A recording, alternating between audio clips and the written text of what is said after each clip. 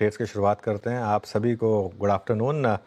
और हमारे पैनल में कुछ एक दो रेगुलर गेस्ट हैं, वो ऑलरेडी लॉन्ग वीकेंड पर हैं, तो थोड़ा सा आपको पैनल आज थोड़ा बदला हुआ नज़र आएगा। रचना जी, गुड आफ्टरनून। बताइए क्या ट्रेड ले रही हैं? Good afternoon. एंड हम ट्रेड लेंगे पॉलिसी बाजार में। पॉलिसी बाजार को हम शॉर्ट करेंगे फ्यूचर्स पे अप्रैल के, और यहाँ पे हम 1585 पे बैठे हुए। हमारा फर्स्ट टारगेट होगा 1560, और उसके बाद अगर डिलीवरी के लिए कैरी करते हैं मल्टीपल डेज के लिए तो इवन 1510 का टारगेट बन सकता है। इसमें स्टॉप लॉस होना चाहिए 1620 पे। पॉलिसी बाजार वायदा का टॉप लूजर लगभग 4% गिरकर कर रहा है कारोबार। सेल की राय आती हुई रचना जी की तरफ से। राजेश सातपुते जी, गुड आफ्टरनून। आप क्या पिक कर रहे हैं आज के सेशन के लिए? Very good afternoon Shreya, good afternoon Anuj ji and good afternoon everyone. Shreya देखिए, शॉर्ट साइड का ट्रेड होगा, वो रहेगा एलटीआई माइंट्री। एक बहुत ही वीक कैंडिडेट है ये। पुल बैक पे भी सस्टेन नहीं होता, अपने 10 और 20 डे के क्लस्टर पे भी ये इमीडिएटली शाय करता है, तो मुझे लगता है कहीं ना कहीं यहाँ से ये घूमेगा, यानी टूटेगा। एलटीआई माइंट्री से सेल 4600 के आसपास का स्टॉप लॉस लगा है मेरा। इसका टारगेट करीबन 4300 से 4250 है। काउंटर बड़ा है, अगर कोई पुट के द्वारा काम करना चाहता है तो फिर 4400 का पुट श्रेया 113 के आसपास है, इसे बाय करके चले। स्टॉप लॉस होगा करीबन 75 का, और इसका स्विंग का टारगेट होगा करीबन 180 to 200।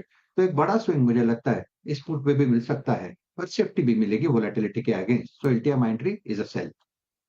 LTI is a sell. ये होगी राजेश जी की तरफ से trade. Soni ji, good afternoon. आपकी ट्रेड? Good afternoon everyone. मेरा यहाँ पे सेल रिकमेंडेशन है इन्फोसिस पे। इन्फोसिस यहाँ पे 98% शॉर्ट रोल ओवर्स दिखाया है अप्रैल सीरीज के लिए। एक ब्रेकडाउन भी दिया है आज 1600 के नीचे। सो इन्फोसिस की फ्यूचर्स अप्रैल सीरीज में सेल कर सकते हैं। स्टॉप लॉस यहाँ पे लगाइए 1600 का, 1600 का यहाँ पे स्टॉप लॉस रहेगा, और टारगेट है 1550। इनफैक्ट 1550 का एक सपोर्ट है, वो ब्रेक करता है तो एक बड़ा सेल टुवर्ड्स 1500 लेवल्स भी नजर आ सकते हैं पोजिशनली। इन्फोसिस सेल की राय, और अभी तक के जितने भी ट्रेड्स हैं सारे ही शॉर्ट वाले बिकवाली करने की राय है। ठीक है, स्नेहा जी, गुड आफ्टरनून। आप बताइए आपकी पिक क्या होगी आज के सेशन के लिए? Very good afternoon. अगर आप देखें तो मेरा एक बाई पिक है, that is on union bank. अगर आप देखें कल ये स्टॉक में काफी अच्छी रिकवरी दिखाई थी। एक रेजिस्टेंस जोन था अराउंड 120 122 के आसपास, जो कि काउंटर ने कल सरपास किया, और आज मुझे लग रहा है कि जिस तरह की ओवरऑल सस्टेन कर रहा है वो अपना जो भी एटलीस्ट 1.5% ऊपर है। मेरा मानना है यहाँ से तेजी एक्सटेंड हो सकती है, तो आई वुड सजेस्ट कि 122 के एसएल से यहाँ पे लॉन्ग करें for the target of 132 cross होता है तो possibility of 140 level is very much high. तो यहाँ पे रिस्क रिवॉर्ड रेशियो काफी अच्छा है। तो 32 के टारगेट के लिए यूनियन बैंक में खरीदारी की राय। एक बाई साइड की ट्रेड, बाकी 3 सेल साइड की ट्रेड आती हुई। सोमिल जी, गुड आफ्टरनून। आप बताइए आप क्या पिक कर रहे हैं, सेल साइड और बाई साइड? बाय साइड ही होगा। मेरा पिक भी यूनियन बैंक था, लेकिन चेंज करके अभी मैंने हुडको कर दिया है। हुडको would be a buy. 40 daily moving average से सपोर्ट लेके ऊपर की तरफ रुक गया है। आज थोड़ी सी हल्की गिरावट है, लेकिन बाय ऑन डिक्लाइंस की स्ट्रैटेजी रखेंगे। हुडको में स्टॉप लॉस होगा 194 और टारगेट होगा 210। ओके, तो हुडको ये होगा इस समय का पिक का।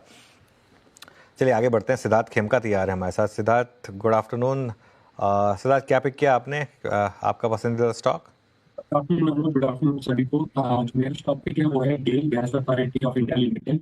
हमें लगता है कि जो ओवरऑल एनर्जी डिमांड बढ़ी है उसमें इसको काफी बेनिफिट होगा। हमें लगता है कि 7% वॉल्यूम के जो ट्रांसमिशन में मार्केट बढ़ है 2 सालों में देखने को मिलेगा। गैस कंजम्पशन में काफी ग्रोथ हो रही है, और की ड्राइवर्स है city gas distribution, power, industrial demand. Hello, कोई तकनीकी जी, तो बोलो ना यार मयूर तुम। और जो वैल्यूएशन है स्टॉक गिरने के बाद अच्छी अट्रैक्टिव वैल्यूएशन पे आ गई थी। डिविडेंड यील्ड भी काफी अच्छी है, तो रेकमेंड करेंगे बाय कीजिए गेल। टारगेट प्राइस रहेगा 195। ओके, चलिए गेल पर इस समय एक बाय की ट्रेड आती हुई। ये एक व्यू आज का stock of the day BSE, इसकी बात करते हैं। पहले समझ लेते हैं कि क्या हुआ एग्जैक्टली, और उसके बाद एक व्यू भी लेंगे इसके ऊपर। पहले चलते हैं मिताली के पास और समझते हैं कि आज क्यों बना hero of the day. Mithali. जी, तो सेबी ने आज एक्सपायरी डे के दिन ही एक कंसल्टेशन पेपर जारी किया है जहां उन्होंने एक्सपायरी डे को चूज करने के लिए फीडबैक मांगे हैं। सेबी का कहना है कि आइदर ट्यूसडे या थर्सडे, ये 2 ही दिन अब एक्सपायरी के लिए रखे जाएंगे और सेबी ने 17 अप्रैल तक यहाँ से फीडबैक लोगों से मांगे हैं।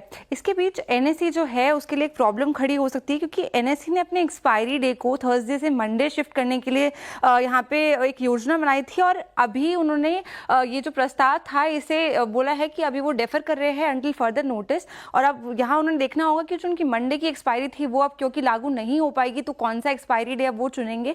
तो बीएसई और एनएसई के बीच ये एक इंपॉर्टेंट नोट करने लायक चीज़ थी यहाँ पे। इसके अलावा आईएफएल सिक्योरिटीज़ ने भी बीएसई के लिए एक अपसाइड रेटिंग दी है। उन्होंने टारगेट दिया है 6200 रुपीज़ का, यानी कि कल के क्लोजिंग से देखें तो 32% का अपसाइड मूवमेंट, लेकिन आज के ही सत्र में देखें तो 15 से 16% की हमें अपसाइड मूव बीएसई में देखने को मिली है।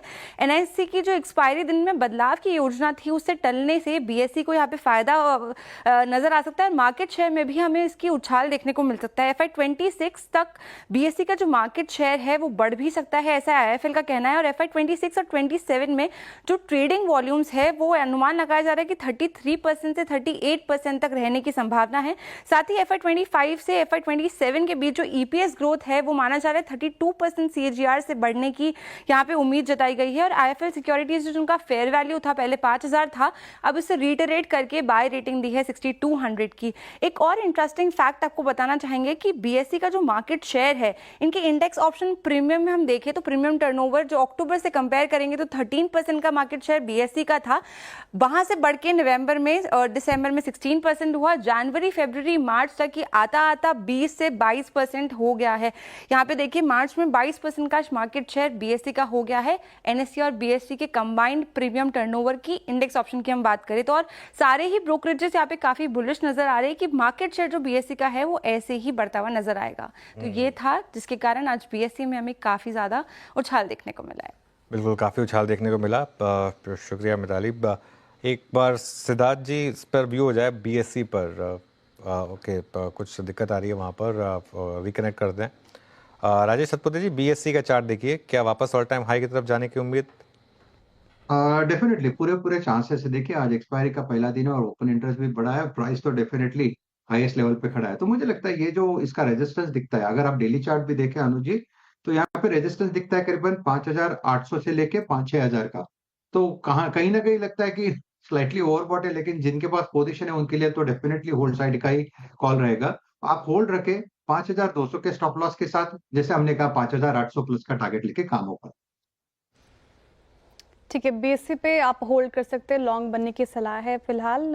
कल के सत्र में पीएसयू बैंक में अच्छी खासी तेजी देखने को मिल रही थी। आज देखिए प्राइवेट बैंक भी फोकस में, Kotak Mahindra bank day high के आसपास कारोबार करता हुआ, आईसीआईसीआई बैंक देखिए ये भी डे हाई के आसपास फिलहाल जाता हुआ। In fact HDFC bank, axis bank में भी अच्छी तेजी देखने को मिल रही है। कोटक महिंद्रा बैंक, रचना जी मैं आपसे जानना चाहूंगी जिस तरीके से मूवमेंट इसने आज के सत्र में दिखाया, इनफैक्ट प्राइवेट बैंक में अच्छी तेजी देखने को मिल रही है, जिनके पास है वो फिलहाल बरकरार रखे और जो चाह रहे हैं फ्रेश बाइंग करना, जिस तरीके से पिछले हफ्ते भी हमने प्राइवेट बैंक्स में एक रैली देखी, उनको क्या सलाह रहेगी? जी, कोटक बैंक में chart is very very good and यहाँ पे सलाह यही होनी चाहिए कि अगर पोजीशन नहीं बनाई है तो बना भी सकते हैं, और अगर बनी हुई है तो यहाँ पे कंटिन्यू करना चाहिए पोजीशन को। ये काउंटर ने अच्छे खासे 3 दिन के पुल बैक के बाद एक बहुत ही बढ़िया गैप अप के साथ टर्न दिया है, और ये अपसाइड पे फ्यूचर्स के हिसाब से बात करें तो 2230 तक जा सकता है। तो यहाँ पे करीब करीब 30 रुपीज के एसएल के साथ अगर आप पोजीशन बनाएंगे तो 60 रुपीज जितना अपस्विंग पॉसिबल है। बिल्कुल। और कोटक हमने हफ्ते के शुरू में शेयर लिया था स्पॉटलाइट में, और आई थिंक पिछले हफ्ते भी 1-2 बार स्पॉटलाइट में आया था, और लगातार बात हुई थी कि अब यहाँ पर फंस गए हैं शॉर्ट सेलर्स और अब ये यहाँ पर रुकने वाला नहीं है। थोड़ा लंबा चार्ट रखिए इसका ज़रा, सिर्फ आज का नहीं, ताकि पता चलेगी जो बात हो रही है। 1 महीने में करीब अब 14% के रिटर्न्स यहाँ पर कोटक महिंद्रा बैंक में।